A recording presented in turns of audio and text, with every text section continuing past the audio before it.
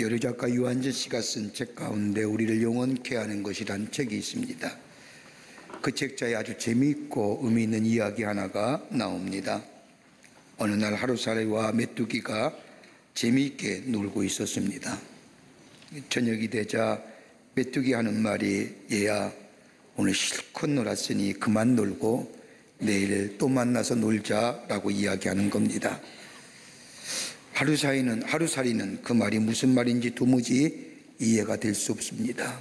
왜냐하면 하루살이에게는 내일이 없기 때문입니다. 그 다음 날 메뚜기가 개구리와 함께 놀았습니다. 하루 종일 잘 놀고 또 며칠 동안 잘 놀았습니다. 겨울이 가까이 오자 개구리가 메뚜기에게 하는 겁니다. 얘야, 우리 한동안 신나게 잘 놀았지? 추워지는 겨울이 오니까 겨울 지난 다음에 내년에 다시 만나서 놀자. 메뚜기는 이 개구리가 하는 말을 도무지 이해할 수가 없는 겁니다. 왜냐하면 메뚜기에게는 내년이 없기 때문입니다. 내일도 있고 내년도 있습니다. 그러나 하루살이에게는 내일이 없으니 내일을 모르고 메뚜기는 내년이 없으니 내년을 모른다는 겁니다. 이 이야기는 우리의 삶 가운데 많은 것을 이야기해 줍니다. 우리가 경험하는 것, 아니 내가 경험하는 것, 그 경험하는 세계에 집착하며 거기에 갇혀 있으면 내가 좋아하는 그 세상밖에 모른다는 겁니다. 더 넓은 세상, 더 큰 세상을 만나거나 볼 수 없다는 거지요.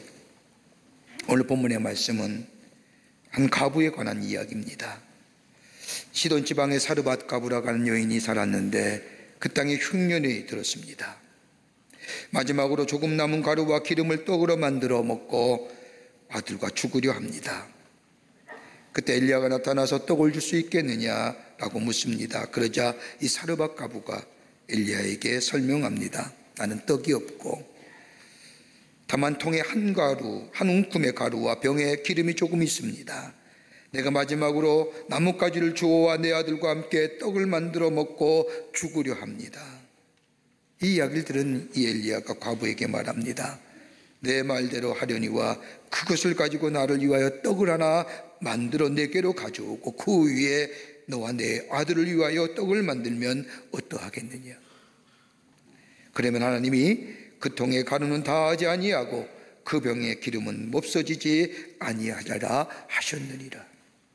이 말 들은 사르밧 과부가 엘리야를 위하여 정성껏 떡을 만들어 대접합니다. 그랬더니 주의 종 엘리야의 말대로 그 가정에 떡과 기름이 많이 하지 아니하는 축복을 받았다는 것이 오늘 본문의 말씀의 내용입니다. 새해를 시작하면서 여러분과 우리의 마음속에 한 가지 바람이 있을 겁니다. 그건 다름이 아니라 잘 살았으면. 여러분, 잘 살다는 게 돈 많아서 잘 사는 거 아닐 겁니다. 기준이 다 다를 겁니다. 우리 안에 잘 살았으면, 우리 마음속에 평안함이 넘쳤으면, 화려한 차는 아니어도 안전한 차를 타고 다니는 것 싶은 마음처럼, 비싼 집은 아니어도 안락한 집에 살고픈 마음처럼, 내 방은 좀 불편해도 아이들이 있다고 한다면 아이들이 공부하는 방은 불편하지 않았으면 좋겠다는 마음, 누구나 다 가지고 있는 잘 살고 싶은 마음일 겁니다.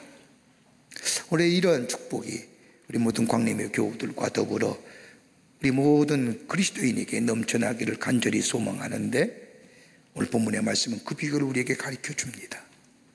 마르지 아니한 하나님의 축복을 받는 비결이 어디 있을까? 오늘 본문의 말씀을 통해서 함께 말씀을 나누며 은혜 받기를 원합니다. 첫째는 순전한 믿음 위에 헌신이 있는 삶입니다. 하나님을 향한 참된 헌신의 삶이 있을 때에 우리의 삶에 마르지 아니하는 축복을, 잘 사는 축복을 경험하게 됩니다. 오늘 본문의 말씀을 보십시오. 오늘 본문에 나오는 사르밧 과부는 시돈 땅에 거하는 여인입니다. 땅에 흉년이 들었습니다. 아무것도 먹을 것이 없습니다. 이제 마지막으로 남은 가루와 기름을 가지고 떡을 만들어 먹고 죽으려고 결심한 과부. 이 과부에게 엘리야가 나타나 자신에게 떡을 달라고 요청을 합니다. 여러분, 웬만하면 이렇게 항변하는 거 아닙니까? 무슨 얘기입니까? 이게 마지막입니다. 이거 먹고 내가 죽을 겁니다. 이거 달라고요? 날 죽이지요. 이렇게 항변할 만한데 오늘 사르밧 과부는 다름이 아니라 이러한 마음보다 하나님의 선지자인 엘리야에게 자신의 먹을 음식을 만들어 엘리야에게 제공합니다. 여러분, 믿음이 없으면 불가능한 거죠. 여러분, 우리가 믿는 믿음이 어떤 믿음일까요? 믿음에 대한 정의를 얘기하면 여러 가지로 많은 이야기를 합니다. 대표적으로 히브리서 11장의 말씀을 가지고 믿음은 이런 것이라고 이야기합니다. 여러분, 믿음이라는 것, 성경에 나타난 정의도 있지만은 그러나 믿음을 이렇게 표현할 수 있을 겁니다. 영어로 표현할 때 three totality. 하나는 믿음의 모습은 어떤 모습이냐? 전적인 acceptance, 받아들임입니다. 수락하는 겁니다. total acceptance 하는 겁니다. 거기에 토다는 거 아닙니다. 이유가 없습니다. 하나님의 말씀이기에, 하나님을 향한 믿음이기에 전적으로 수용하는 겁니다. 수용성입니다. 더 나아가 전적으로 순종하는 겁니다. 토탈 디스플린 하는 거예요. 내가 이성과 합리성으로 내가 지는 경험으로 이해가 되지 않지만 하나님이 말씀하시기에, 하나님을 믿는 믿음이기에 그 하나님의 말씀에 따라 전적으로 순종하는 겁니다. 그 다음에 또 하나 있다고 한다면 토탈 커밋먼트 하는 겁니다. 헌신하는 겁니다. 여러분, 잠언서 16장 3절의 말씀을 보면 너의 행사를 여호와께 맡기라고 말씀합니다. 여기서 맡긴다는 말이 무슨 말이냐? 행사도 맡기고 마음도 맡기고 미래도 맡기고 내 장래일도 하나님께 맡긴다는 것은 소극적인 의미로 내 자신의 것을 포기한다는 겁니다. 내가 도모하던 계획, 내 능력과 내 지식과 다 그저 부정하고 포기하고 전적으로 하나님을 트러스트, 신뢰하는 것을 말합니다. 하나님의 지혜와 능력과 그 사랑을 전적으로 신뢰하는 겁니다. 이게 믿음의 모습입니다. 오늘 사르밧 과부가 그랬습니다. 엘리야가 와서 마지막 것을 달라 할 때 이 여인은 하나님을 전적으로 신뢰하는 마음을 가지고, 믿음을 가지고 소극적으로 자신의 것을 포기하는 마음으로, 그 소극적임에서 자기 자신을 포기한다는 것은 내 입장에서 보면 적극적인 면이지만은 그것을 포기하고 하나님께, 엘리야에게 드렸다는 겁니다. 여러분, 구약시대의 제사의 제법을, 예법을 보면 구약 제사에 드리는 제물을 가리켜서 영어의 표현을 보면 sacrifice 한다는 겁니다. 제물을 가리켜서 뭐예요? 희생이에요. 이 의미는 다른 것이 아니라 제물에는 희생이 있어야 된다는 겁니다. 다시 말로 하나님 앞에 순종하고 전적인 헌신에는 사람의 희생의 마음이 깃들어야 된다는 겁니다. 여러분, 저는 성경 말씀 가운데 다윗의 위대한 모습, 또 하나의 장면에 큰 감동을 받습니다. 어느 날 다윗이 아리우리라고 하는 사람이 가지고 있는 타작마당에 도착합니다. 타작마당은 높은 언덕 위에 있었습니다. 이 언덕 위에 올라가면 예루살렘이 한눈에 들어오게 됩니다. 전망이 좋은 언덕 위에 올라와 보니 다윗의 마음에 큰 기쁨이 생겼습니다. 이곳에서 하나님 앞에 예배 드렸으면, 이 아름다운 장소에서 하나님 앞에 예배 드리면 얼마나 좋을까 생각하니 이 다윗, 더 찬양하고 싶은 마음이 생겼을 때에, 그때에 그 아리우나의 타작마당의 주인 아리우나가 다윗의 마음을 알아보고 찾아와서 얘기합니다. 자신의 가지고 있는 소와 말을 제물로 드리겠으니 이 제물을 가지고 하나님 앞에 예배하십시오. 그자 다윗이 거절합니다. 그냥 받을 수 없다는 겁니다. 아리우나가 다시 한번 강변합니다. 아니요, 받으시오. 당신은 나의 왕이십니다. 이것 가지고 하나님 앞에 여기서 제사드리면 하나님이 기뻐 받으실 겁니다. 강변해도 이 다윗이 거절합니다. 그러면서 받을 수 없다고 얘기하면서 사무엘하 24장 24절 이하의 말씀을 보면 다윗이 이렇게 얘기합니다. 내가 값을 주고 내게서 살이라. 값이 없이는 내 하나님 여호와께 번제를 드리지 아니하리로다. 내가 산다는 거예요. sacrifice, 제물이에요. 하나님 앞에 예물 드리는 것, sacrifice, 제물, 희생하는 거예요. 제물에는, 하나님께 드려지는 예물에게는 나의 땀과 나의 희생과 나의 정성이 담겨져 있어야 된다는 겁니다. 이것이 다윗의 태도입니다. 그러기에 하나님은 이후에 이 아리우나 타작마당에서 그 자리에 하나님의 성전 예루살렘 성전을 짓는 터전을 세우십니다.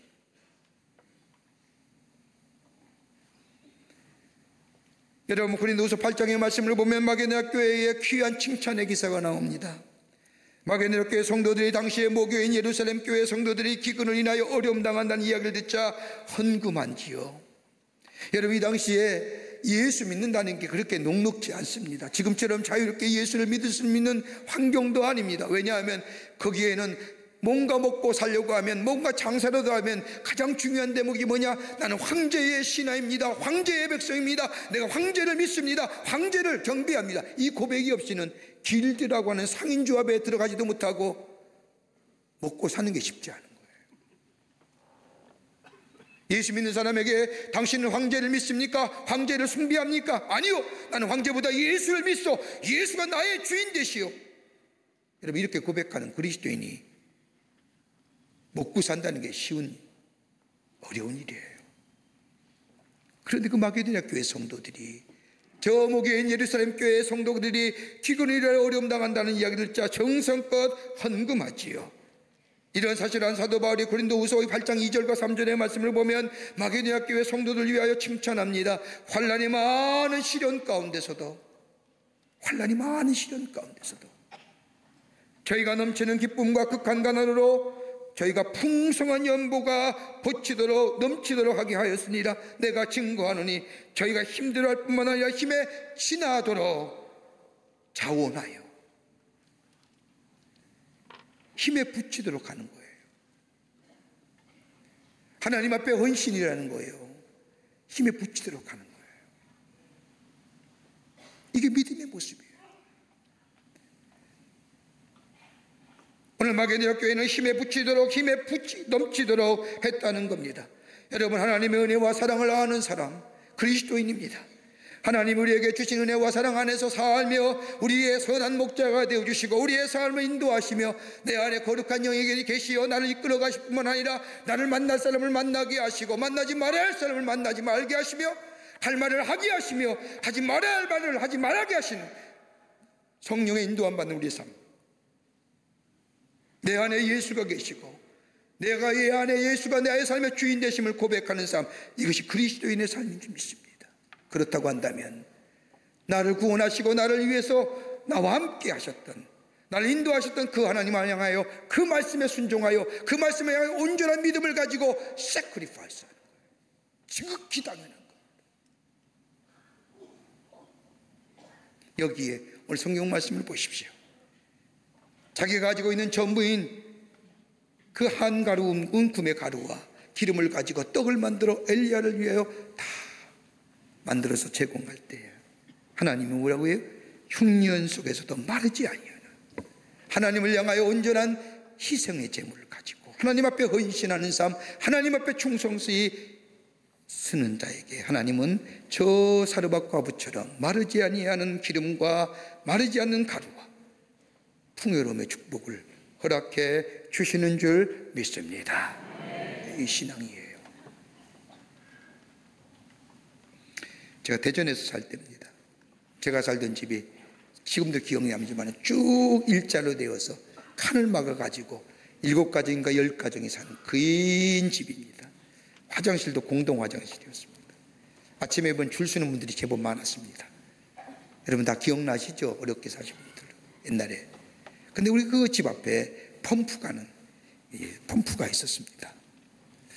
여러분 펌프 해보신 분들 아시겠지만 이게 그냥 펌프질 한다고 물 나오는가요? 물을 넣지? 물을 조금 넣어야지요. 그 물은 뭐라고 얘기합니까? 맞은 물이라고 얘기해요. 그 물이 들어갈 때 그 물을 통하여 저 깊이 있는 물이, 생명수의 물이 솟아나 우리의 목을 축이고 우리의 갈증을 해소하지 않습니까? 하나님의 축복도 그런 겁니다. 하나님을 향하여 나의 하나님, 나의 인도자 되시는 하나님, 우리의 선한 목자가 되어주신 하나님을 향하여 예배 드릴 때마다 하나님 앞에 sacrifice 넘치도록 붙이도록, 그러면 하나님은 저 마중물처럼 우리의 삶 속에 마르지 않는 축복으로, 우리의 삶 속에 풍요로움의 축복으로 하나님께서 허락해 주실 줄을 믿습니다. 두 번째는 부욕해 하시는 하나님을 믿었습니다.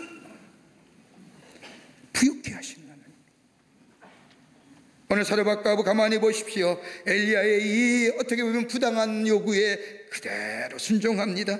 13절과 14절의 말씀을 보면 내가 나의 말대로 하면 여호와의 말씀이 비를 치면에 내리는 날까지 그 통의 가루가 다하지 아니하고 그 병의 기름이 없어지지 아니하리라. 여러분, 이게 가능한 일입니까?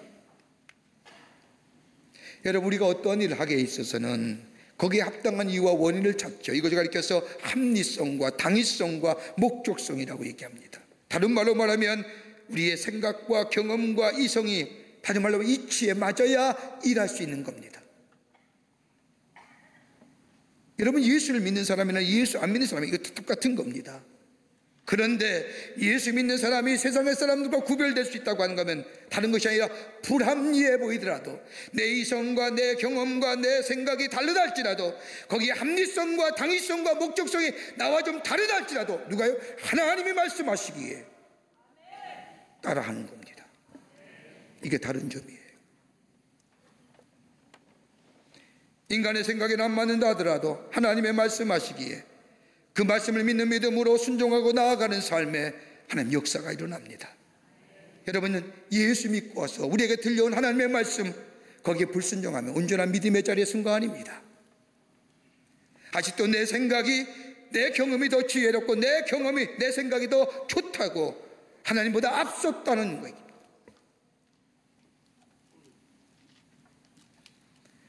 우리 교회 권사님 얼마 전에 오늘 2부 예배 오셨다고 하셨는데 제가 몇 년 전에 우리 권사님의 사업장을 신방한 적이 있습니다. 우리 권사님의 사업은 미국의 제이스페니 백화점의 한국 지점장이십니다. 한국에서 물건을 구입하여 미국 백화점으로 납품하는 한국의 대리점의 한국 지사장이십니다. 여러분도 알다시피 제이스페니 미국의 유명한 백화점 왕이 있지요. 세계의 두 번째로 큰 백화점입니다. 제이스페니가 처음으로 사업할 때 제이스페니의 마음속에 두 가지를 약속했다고 합니다. 하나는 뭐예요? 정직하자. 정직하자. 두 번째는 11조 하자. 이게 제이스페니 백화점에 제이스페니가 시작할 때에 그 마음속에 약속했던 다짐했던 겁니다. 그래서 권사님 자신의 제이스페니 백화점의 한국의 대표니까 나도 우리의 창업주처럼 내 안에 정직하게 내가 일하리라. 내가 하나님 앞에 11조 드리고 살리라. 약속을 하고 건 30년을 일하셨답니다. 그 이 믿음을 가지고 살아오신 거예요. 다른 회사들이 대부분 다 60세가 정년인데 얼마 전에 이 미국의 본사에서 회사의 법을 고쳐서 63세가 정년이 되는 법을 만들었는데 그 법 개정은 전적으로 권사님의 고백에 나를 위한 거예요. 나를 위해 법 개정하신 거예요. 그래서 그 법이 맨 처음 자신에게 해당되었고 다른 친구는 다 정년이 되어서 은퇴하지만 자신은 앞으로 더 3, 4년 일하게 되었다는. 그런데 얼마 전 오늘 가시면서 물어보니까 작년에 은퇴하셨다는. 4, 5년을 더 일하신다. 하나님의 말씀에 순종하는 거예요. 그러면 마르지 아니한 축복의 역사가 임해요. 하나님은 정확하신 분입니다. 하나님은 너무 이르지도 아니하시고 그렇다고 너무 빠르시도 아니하신 분이 우리 하나님이십니다. 하나님의 축복의 약속은 그 약속이 없이는 우리에게 순종을 요구하지 않습니다. 여러분 사무엘상 2장 20절 30절의 말씀을 보면 하나님 우리에게 말씀하시죠. 나를 존중히 여기는 자를 내가 존중히 여기겠노라. 하나님을 존중히 여긴다는 게 뭘까요? 하나님의 말씀에 순종하는 거죠. 여러분, 여러분의 아내와 남편에게 정말로 존경의 표를 표하는 게 가장 좋은 게 뭘까요? 남편과 아내의 말에 귀 기울이는 거예요. 리스펙트 하는 거잖아요. 여러분 우리가 드린 11조예요. 어떤 걸까요? 여러분 우리가 다 고백하지 않습니까? 하나님 우리에게 재물 얻을 능력을 주셨습니다. 주시기도 하나님이시고 거두가시도 하나님이십니다. 우리 다 그렇게 고백하며 살지 않습니까?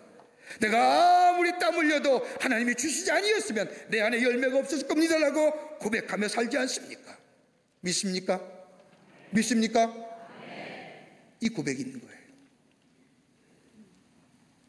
내가 땀 흘렸기에 내가 땀 흘렸지만 하나님이 주시지 아니하면 우리가 열매가 없을 것이다.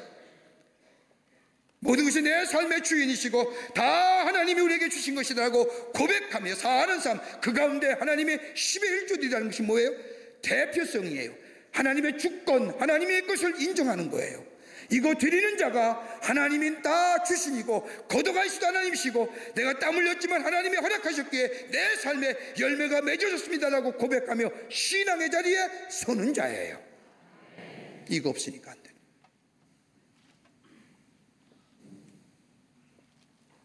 여러분, 누가복음 12장의 말씀을 보면 어리석은 부자의 이유가 나와요. 부자의 가을에 소출이 많아서 마음에 생각하기를 내가 곡식에 쌓아둘 곳이 없으니 내 곡간을 얼고 다 크게 짓고 내 모든 곡식과 물건을 거기에 쌓아두리라. 그리고 영혼아, 여러 해 쓸 물건을 많이 쌓아두시니 평안히 씻고 먹고 즐기자라고.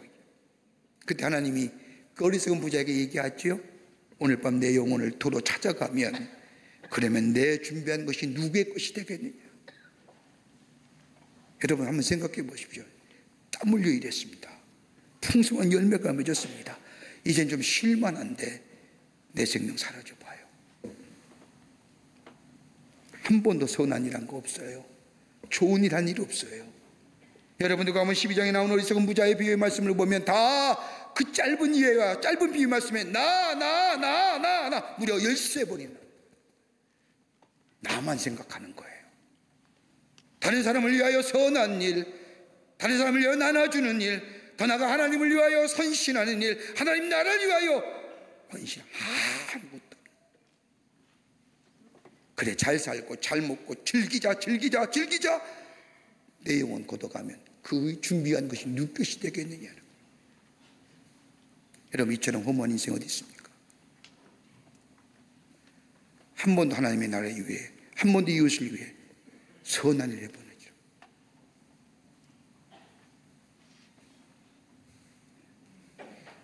그리스도였던 하츠란 사람이 사업을 하다가 엄청난 빚을 지고 도산하게 되었습니다. 오늘 아침에 이 하츠가 하나님의 말씀을 읽고 기도하다가 그의 마음속에 깊은 곳에서 말씀하시는 주의 음성을 듣습니다. 감동을 받은 이 하츠가 그날 저녁에 자기의 재산을 다 정리하면서 상당수의 액수를 교회에 헌금합니다. 친구와 친척과 물론 회사에 자기 밑에서 일하는 중역들이 심지어 아내까지 그의 행동에 못마땅합니다. 그 돈 있으면 빚 갚지. 그 돈 있으면 빚 갚아야죠. 주변의 사람의 빚을 많이 진 상태에서 하나님 앞에 교회에 헌금하다니 있을 수 없는 일이라 못마땅하게 합니다. 그때 이 하이츠가 그들을 모아놓고 이야기합니다. 나는 사업을 하면서 늘 이런 생각을 했습니다. 이 사업이 조금 더 잘 되면 주님께 다 바치겠다고. 이 사업이 조금만 더 잘 되면 내가 헌신하겠다고. 그런데 오늘 새벽에 우연히 말라기의 말씀을 읽는 가운데 그 말씀 가운데 11조를 드리지 아니함이 하나님의 것을 도적질하는 것임이 하나님의 것을 도둑질하는 것임을 깨닫게 되었습니다. 나는 많은 사람에게 빚을 지고 있습니다. 그런데 가만 생각해 보니까 정작 내가 빚을 지고 있는 분은 바로 하나님이란 사실입니다. 그래서 가장 중요한 부분의 빚부터 갚기로 결정했습니다. 그리고 하츠는 11조 헌금했죠.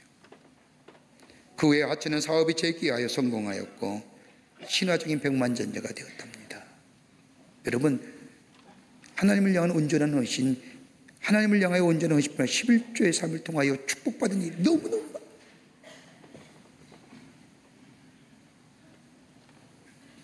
하나님을 존중히 여긴 자는 하나님 그 사람을 존중히 여깁니다. 하나님을 존중히 여긴 자는 하나님의 말씀에 순종하는 자입니다. 하나님의 축복을 인정하며 그 말씀을 따라 사는 자에게 하나님은 마르지 아니하는 놀라운 하늘의 축복을 허락해 주십니다. 이 믿음이 올해 한 해 여러분의 속에 있어서 하나님 주시는 풍요로움에 마르지 않는 축복의 역사를 누리며 사시는 복된 여러분 되시기를 주님의 이름으로 부탁드립니다. 끝으로 자신을 드리는 신앙의 소유자가 될 때에 마르지 않는 축복을 경험하게 됩니다. 자신을 드리는 겁니다. 오늘 시돈 지방의 이 사르밧 여인은 전체를 하나님께 드렸습니다. 부부만 드린 것이 아닙니다. 자신이 먹고 죽을 마지막 것을 하나님께 드렸다는 것은 전체를 드렸다는 겁니다. 여러분, 전체를 드린다는 것은 마르지 않는 하나님의 축복을 경험하게 되지요. 여러분은 가만히 보십시오. 우리 끊임없이 내 것과 주님의 것을 구별하지 않습니까? 그러나 하나님의 눈으로 보실 때는 전체가 다 하나님의 것입니다. 여러분, 물질만 얘기하는 거 아닙니다. 우리의 몸도 가만히 보십시오. 고린도서 6장 20절의 말씀을 보면 너의 몸은 너의 것이 아니라 값으로 산 것이 되었으니 너의 몸으로 하나님께 영광을 돌리라고 말씀합니다. 우리의 몸은 성령이 거하는 전이다. 주님께서 나를 구원하시기 위하여 십자가에 피 흘려 돌아가셨으며 그 피값으로 나를 사서 내가 하나님의 자녀가 되었다면, 여러분, 내 몸은 누구의 것이요? 하나님의 것이요. 그러기 하나님을 위하여 100% 쓰여져야 되는 거예요. 여러분, 인생의 정의가 뭘까요? 나름대로 다 정의가 있을 겁니다만은, 저는 한 책 가운데 인생의 정의되는 것에 큰 은혜를 받고 감동받았습니다. 그분의 정의가 이렇게 얘기합니다. 인생이란 하나님의 뜻을 이루도록 하나님께서 나에게 맡겨주신 삶의 길을 걸어가는 거다. 하나님의 뜻을 이루도록 하나님께서 나에게 맡겨주신 삶의 길을 걸어가는 거다. 그래서 전이라고 얘기하는 거잖아요. 여정. 나에게 맡겨진 삶의 길을 걸어간다는 게 뭘까요? 다시 말하여 하나님이 내게 부탁하신 것, 하나님께 나를 구원하시어 나를 통하여 하시고자 하는 목적하신 바를 비밀이죠. 무스테리온. 하나님과 나만이 갖는 비밀입니다. 그 무스테리온을 위해서 나가는 겁니다. 그걸 가르쳐서 뭐라고 얘기해요? 일꾼이라고 얘기합니다. 하나님의 비밀을 맡은 자라고 얘기합니다. 하나님의 비밀을 맡은 자를 뭐라고 얘기합니까? 청직이라고 얘기하는 겁니다. 이 청직에 있어서 가장 중요한 것, 하나님과의 나만의 무스테리온 비밀, 하나님이 나를 통하여 이 땅에 하나님의 뜻을 이루고자 하는 그 놀라운 일들, 이 일을 이루어가는 자가 청직입니다. 내 것이 아닙니다. 주인이 정해놓은 범주 안에서 충성스럽게 감당하는 겁니다. 무엇이 되어야 하며 얼마를 벌어야 하며 이것이 문제가 아니라 주님이 나를 구원하시고 나를 택하셔서 나의 삶을 통하여 하나님의 뜻을 이루고자 하는 이 하나님의 비밀, 이 비밀을 맡은 자로서 우리의 삶의 여정을 걸어가는 겁니다. 그러기에 고린도서 4장 2절 말씀에 맡은 자에게 구할 것은 뭐라고요? 충성이요. 그래서 충성이에요. 시간이 내 겁니까? 주님이 내게 주신 거죠. 물질도 내 것이 아니라, 건강도 내 것이 아니라, 지위와 명예도 내 것이 아니라 하나님이 내게 주신 겁니다. 하나님의 뜻을 이루기 위해서. 이게 신앙의 고백 자세예요. 여러분, 헌신은요, 헌신한다는 것은 100%를 얘기하는 겁니다. 어떤 신학자가 말하기에 헌신은 80%로 만족할 수 없습니다. 85%도 만족할 수가 없습니다. 헌신은 100%입니다. 이렇게 얘기하면 너무 나와 거리가 먼 것처럼 얘기하는데, 아내와 남편의 관계를 얘기해 봅시다. 남편이 아내를 향하여, 아니 아내가 남편을 향하여, 여보, 나는 앞으로 당신에게 80%만 헌신할 거야, 20%는 딴 사람에게 헌신할 거야 하면 살겠습니까? 사셔요? 당장 이혼하죠. 못 살아. 주님과의 나와의 관계도 그거예요. 하나님 향하여 80%만 헌신하고 20%는 내가 딴 사람에게 헌신하겠습니다. 주님이 기뻐하실까요? 주님이 축복해 주실까요? 벤 다이크라는 사람이 책 가운데 이런 이야기가 나옵니다. 로마의 어떤 부자가 천국에 갔는데 천사의 안내를 받아서 천국의 이것저것을 구경하게 됩니다. 천국을 구경하던 중 매우 아름다운 집이 있는 것을 발견합니다. 아주 근사하고 멋있는 집입니다. 부자는 부러움에 천사에게 묻습니다. 도대체 이 아름다운 집의 주인은 누구십니까? 그래서 천사가 이야기합니다. 그 집이요? 그 집은 당신이 종으로 부렸던 사람의 집이라고. 깜짝 놀랐습니다. 무슨 얘기입니까? 내 집의 종이 이 하나님 나라에 이런 좋은 집을 가지고 있습니까? 어떻게 해서 이 좋은 집을 소유했다는 겁니까? 라고 이야기하며 의아한 듯이 불평스럽게 천사에게 묻습니다. 천사가 얘기하지요. 천국엔 실수가 없습니다. 천국엔 오류가 있을 수가 없습니다. 우리는 땅에서 그가 보낸 재료로 이 집을 지었습니다. 천사의 단호한 대답에 이 부자가 아무 말도 못하고 다른 장소로 한참 가게 되었습니다. 더 가다 보니 이번에 너무나도 넓고 허술한 집 한 채가 보이는 겁니다. 아까는 저 큰 집, 아름다운 집을 봤는데 이 천국에도 이 초라하고 이 남루한 집이 여기 있을 수 있을까? 놀란 나머지 의아하게 생각하며 묻습니다. 저 집의 주인은 누구요? 천사가 대답하기를 당신 집이요. 깜짝 놀랐습니다. 아니 왜요? 왜 내가 이런 집에 여기 와서 산다는 거요? 이렇게 더럽고 누추한 집이 내 집일 수가 없는 거요? 라고 얘기하자 천사가 천국에는 오류가 없습니다. 실수도 없습니다. 착각도 전혀 안 합니다. 이 집은 당신이 세상에 살면서 보낸 재료로 지어진 집입니다. 여러분, 여러분의 시간 누구 위해 쓰십니까? 여러분의 재능 누구 위해 쓰십니까? 여러분의 건강들, 여러분이 주신 하나님의 은사와 재능들 나를 위해 쓰십니까? 다 하나님의 것이라면서요. 내가 어느 자리에 있든지 내 이 재능, 내 인사, 내 이 건강, 이 재물, 이 지위 가지고 하나님을 영화롭게 하는 자, 하늘의 보화를 쌓는 교육, 이 땅에서는 마르지 아니하는 하나님의 축복을 누리며 사는 인생. 저희 사르밧과 부가 전부 자신을 드린 것처럼 우리의 삶이 죽으나 사나 하나님의 것입니다. 주의 영광을 위해 쓰임받습니다. 나는 믿음을 가지고 내 것을 다 드릴 줄 아는 자, 그리고 온전한 헌신 11조의 삶. 그렇게 될 때 하나님은 우리의 삶 속에 마르지 않는 축복과 더불어 저 부유한 하나님의 풍요로움의 축복의 역사를 이 땅에 사는 날, 여러분 기근이 마를 때까지 홍수가 마른 땅에 저 기근이 해결될 때까지 우리에게 축복해 주시는 것을. 우리의 기근이 언제 해결돼요? 여러분, 우리의 기근이, 우리 삶의 기근이 언제 해결될까요? 하나님 나라에 갈 때까지. 그런 축복이 우리 가운데 있게 될 줄 믿습니다. 이런 믿음의 결단을 통하여 정직이적의 삶을 살며 주님의 축복을 누리며 사는 우리의 sacrifice, 헌신을 통해서 사시는 여러분과 저 되시기를 주의 이름으로 축원합니다.